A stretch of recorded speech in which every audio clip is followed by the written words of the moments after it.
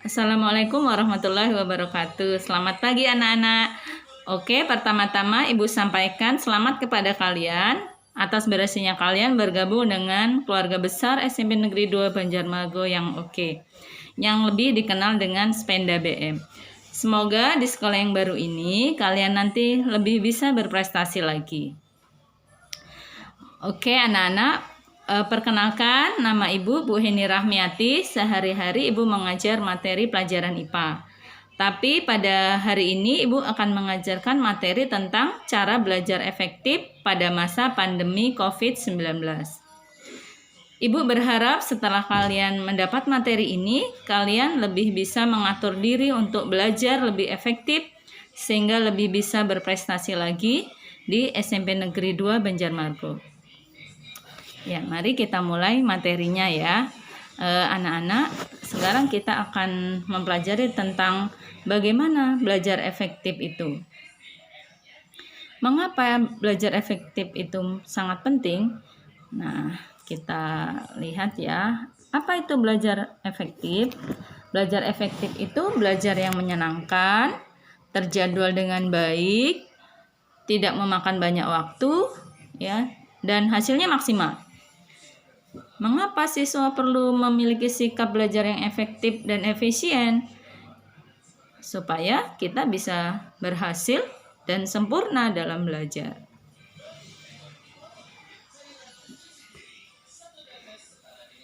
Nah, mengapa belajar kita itu harus terjadwal dan menyenangkan?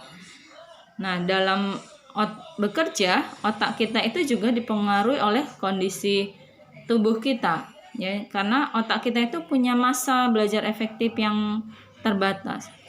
Jadi dia dipengaruhi oleh kondisi fisik kita. Kalau kondisi fisik kita capek, otak kita juga tidak bisa bekerja dengan maksimal. Kalau otak kita tidak bekerja dengan maksimal, informasi yang diterima juga tidak akan disimpan dengan baik oleh ingatan kita. Nah, akibatnya informasi yang pernah kita terima tidak bisa kita pergunakan lagi saat kita membutuhkannya. Jadi ingat ya, belajar kebut semalam itu tidak efektif dan tidak bermanfaat buat siswa. Dia mudah diingat tapi mudah dilupakan. Dan itu sangat tidak bermanfaat ya. Apa saja yang harus diperhatikan dalam belajar efektif? Yang pertama, perhatikan diri kita. Temukan gaya belajar kita. Gimana sih gaya belajar yang cocok untuk dirimu ya? Jadi yang tahu itu dirimu sendiri. Nah, ada beberapa gaya belajar efektif ya. Yang pertama, pertanyaannya, apakah kamu suka mencoret-coret ketika bicara di telepon?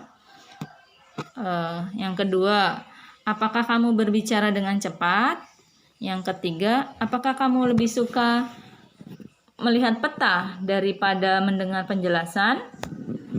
Nah, kalau jawabannya iya, berarti gaya belajarmu itu visual.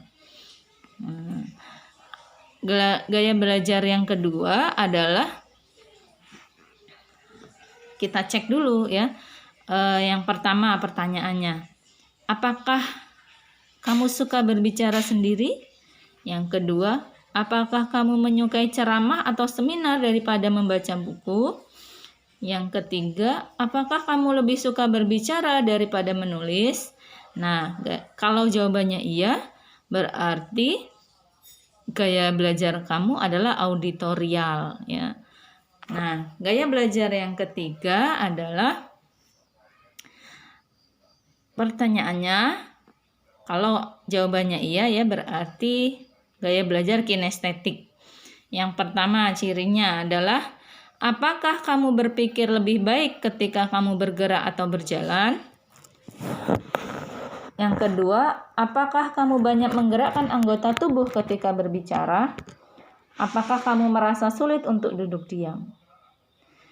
Nah, kalau jawabannya iya, berarti gaya belajarnya adalah kinestetik. Nah, itu yang harus diketahui ya, supaya nanti bisa belajar lebih efektif. Nah, setelah mengetahui gaya belajar tadi, kita bisa menggunakan teknik apa yang bisa kita gunakan. Ada banyak pilihan, misalnya dengan mencatat bebas, membuat peta pikiran. Ya, teknik peta pikiran ini bisa dimanfaatkan keseluruhan otak untuk membentuk pesan. Otak kita sering mengingat informasi dalam bentuk gambar, dalam bentuk bentuk gitu ya, dan suara. Apalagi yang perlu diperhatikan, ya cari sumber lain. Jadi kita bisa mencari sumber lain, yaitu dari internet, dari membaca buku-buku lain yang menunjang, dari majalah, dari koran, dari buku-buku ya, atau kita pergi ke perpustakaan. Itu yang bisa kita lakukan ya. Nah, selanjutnya karena kita ada di masa pandemi COVID-19 yang tidak memungkinkan kita untuk tatap muka, maka proses pembelajaran pada masa COVID ini adalah dilakukan secara online atau bahasanya daring. Jadi daring itu dalam jaringan. Jadi anak-anak tetap belajar di rumah, tapi belajarnya tetap terjadwal pada jam-jam sekolah, pelajaran yang kalian terima secara online. Nah, setiap pelajaran nanti akan dibuatkan link oleh sekolah yang bisa kalian akses sesuai waktu yang telah ditentukan dalam jadwal pembelajaran. Tugas-tugas yang diselesaikan diserahkan ke guru pengajar juga secara online. Bisa melalui WA ya. Atau mungkin ada juga lewat link tertentu dan sebagainya. Nah, yang harus diperhatikan juga adalah pengaturan jadwal belajar efektif pada masa pandemi ini. Karena kita belajarnya online atau daring, maka kita harus punya jaringan internet. Karena tempatnya tidak di sekolah, maka kalian bisa memilih area di rumah di mana saja yang membuat kalian nyaman. Tapi tentu saja mempunyai jaringan internet yang stabil.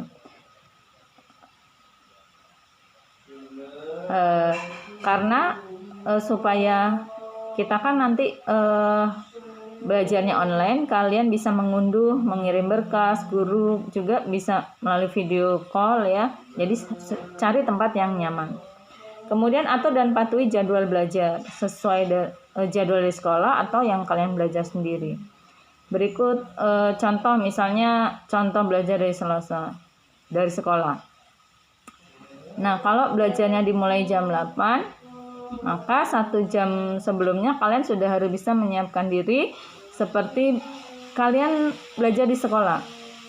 Kalau jadwalnya dari jam 8, kalian sudah siap dari jam 7. Nah, jadi pada saat jam 8 itu Ibu akan menyapa kalian sesuai jadwal dari yang diberikan oleh sekolah. Misal jam 8 sampai jam 9 itu pelajarannya agama. Jadi kalian sudah menyiapkan buku untuk pelajaran agama. Karena belajar kita ini terbatas dan jadwalnya terbatas, maka kalian harus membuat jadwal belajar mandiri. Artinya jadwal yang diatur sendiri sesuai dengan kebutuhan, yaitu untuk mengerjakan tugas, PR, mengulang pelajaran, menyempurnakan catatan pribadi, dan lain-lain. Begitu juga cara belajarnya, kalian sendiri yang menentukan, yang tepat sesuai dengan diri kalian. Cara belajar mandiri supaya efektif, maka kalian harus menentukan waktu atau membuat jadwal yang mirip seperti jadwal di sekolah. Ya, tidak perlu harus sama persis, tapi setidaknya hampir sama gitu ya. Dengan menentukan waktu tersebut, maka jadwal belajar kalian di luar jadwal sekolah akan lebih terfokus dan kalian pun tidak jadi ketinggalan pelajaran dan bisa tepat waktu menyelesaikan tugas. Jadi mengerjakan PR, membuat catatan, itu kalian akan terjadwal gitu, tertata. Ada beberapa catatan penting yang harus diingat supaya belajarnya efektif. Jadi harus disiplin ya. Yang pertama itu harus disiplin. Jadi selalu disiplin menjalankan protokol kesehatan. Jadi kita jaga kesehatan supaya kita bisa belajar dengan baik. Yang kedua, beri waktu yang cukup untuk tidur, istirahat, makan, olahraga, dan menjalankan kegiatan ibadah serta kegiatan hiburan. Kemudian prioritaskan tugas-tugas. Buat deadline. Oh, saya jam sekian sudah harus selesai mengerjakan tugas gitu ya. Sekian jam saya sudah belajar, sudah membaca gitu. Nah, jadi atur waktu untuk mengulang langsung bahan pelajaran untuk setelah pembelajaran. Ingatlah bahwa kemungkinan terbesar untuk lupa terjadi dalam waktu 24 jam tanpa pengulangan. Jadi dalam satu hari itu kita akan bisa lupa kalau kita tidak mengulang pelajarannya. Nah, selanjutnya adalah rencana jadwal belajar efektif. Jadwalkan waktu 50 menit untuk setiap sesi belajar mandiri. Ya, tadi yang pertama jadwalkan waktu. Yang kedua, pilih tempat yang nyaman, tidak mengganggu konsentrasi untuk belajar. Pilih tempat yang nyaman supaya tidak terganggu oleh orang lain. Yang ketiga adalah rencanakan juga deadline. Jadi deadline untuk diri sendiri. Misalnya kalian buat deadline, setelah sholat zuhur atau setelah sholat asar, saya harus punya waktu 5 menit untuk membaca kembali gitu ya. Misalnya untuk membaca materi IPA, saya harus punya waktu 5 menit untuk mengulangnya gitu. Nah, kemudian jadwalkan waktu belajarmu sebanyak mungkin pada pagi, siang, sore hari gitu. Jadi sempatkanlah walaupun 5 atau 10 menit pagi hari, siang, sore. Nah, jadwalkan pengulangan bahan belajar mingguan. Jadi kalau tidak diulangi, tidak terulang belajar yang kemarin, kalian bisa mengulang lagi di minggu berikutnya. Nah, tapi hati-hati jangan sampai diperbudak oleh jadwalmu sendiri.